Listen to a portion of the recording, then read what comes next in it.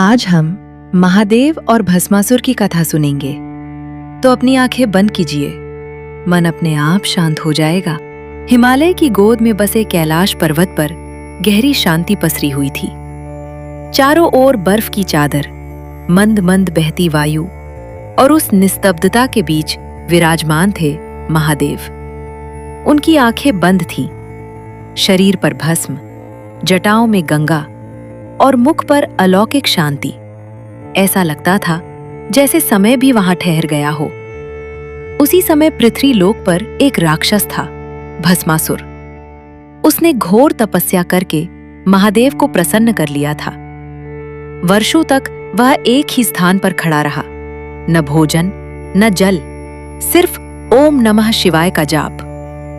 अंततः उसकी तपस्या से प्रसन्न होकर महादेव उसके सामने प्रकट हुए। महादेव बोले, वर मांगो भस्मासुर।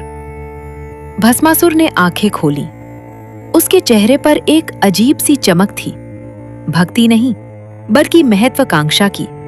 उसने कहा, प्रभु, मुझे ऐसा वर दीजिए कि मैं जिस किसी के सिर पर हाथ रखूं वह तुरंत भस्म हो जाए।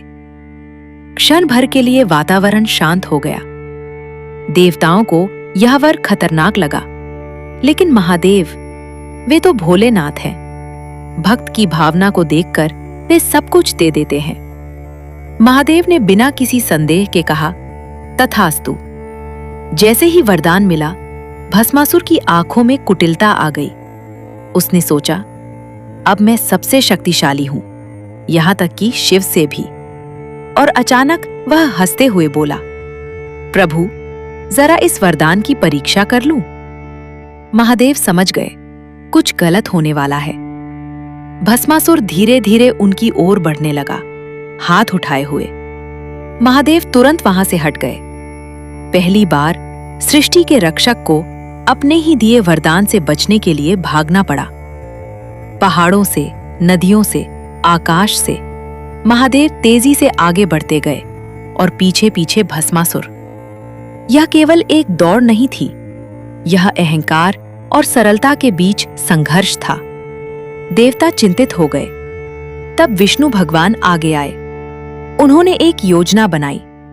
उन्होंने मोहिनी रूप धारण किया, एक ऐसी अद्भुत मोहक स्त्री जिसका सौंदर्य देखते ही मन मोहित हो जाए।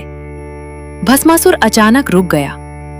उसने मोहिनी को देखा और उसकी सारी शक्ति, सारा उद्देश्य भूल गया। मोहिनी मुस्कुराई और बोली, हे वीर, तुम इतने शक्तिशाली हो, क्या तुम नृत्य कर सकते हो? भस्मासुर ने हंसते हुए कहा, नृत्य? मैं तो सब कुछ कर सकता हूं। मोहिनी ने नृत्य शुरू किया। हर कदम, हर मुद्रा अद्भुत, सम्मोहित करने वाली। भस्मासुर भी वैसा ही करने लगा। धीरे धीरे नृत्य जटिल होता गया। हाथ ऊपर, फिर सिर के पास, फिर घूमना, और अंत में मोहिनी ने अपना हाथ अपने सिर पर रखा। भस्मासुर पूरी तरह मोहित, बिना सोचे समझे वही करने लगा।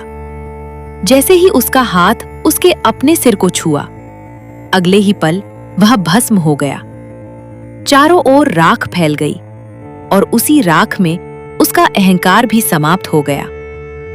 मोहिनी का रूप समाप्त हुआ। विष्णु अपने असली स्वरूप में प्रकट हुए।